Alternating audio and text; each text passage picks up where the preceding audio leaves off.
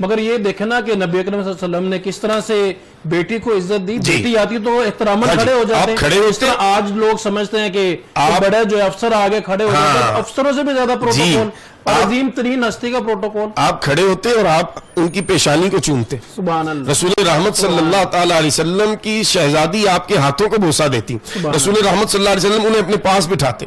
سفر پہ تشریف لے جانا ہوتا تو آخری ملاقات رسول رحمت صلی اللہ علیہ وسلم کی بیوی پاک سے ہوتی, اور جب واپس مدینہ تشریف لاتے تو پہلی ملاقات بیوی پاک سے ہوتی, تاکہ کم سے کم فاصلہ ہو جدائی کا اور ملاقات رہے. تو یہ رسول رحمت صلی اللہ علیہ وسلم نے اپنے عمل سے دکھایا ہمیں. پھر ایک وقت ایسا آیا کہ صحابہ کرام علیہم رضوان اللہ سے دعائیں کر کے بیٹیاں مانگا کرتے تھے, اور بیٹیاں جو ہیں پھر وہ ہر گھر کے آنگن کا پھول بنی. اور اس وقت سے لے کے آج تک جو بھی کسی بھی درجے میں اسلام سے وابستہ ہے, ان کے ہاں جو بیٹیوں کا اکرام ہے, جو بیٹیوں کی محبت ہے. مثلا میں خود ایک باپ ہوں 3 بیٹیوں کا, میں نے آج تک اپنی بیٹیوں پہ ہاتھ نہیں اٹھایا, میں نے ان کو ڈانٹا نہیں کبھی. میری مسز ناراض ہوتی ہے عورت ہو کے, وہ کہتی ہے آپ نے سر پہ چڑھایا ہوا ہے, تو میں اس کو یہ کہتا ہوں کہ بیٹیوں کو ڈانٹنا یہ میری کم از کم جو ہے نا وہ خمیر میں ہی نہیں ہے. بالکل میں بیٹی کو کیسے ڈانٹوں؟ میں نے جس نبی صلی اللہ علیہ وسلم کا کلمہ پڑھا انہوں نے یہی ہمیں سمجھایا کہ بیٹی ہے محبت محبت محبت محبت, بس.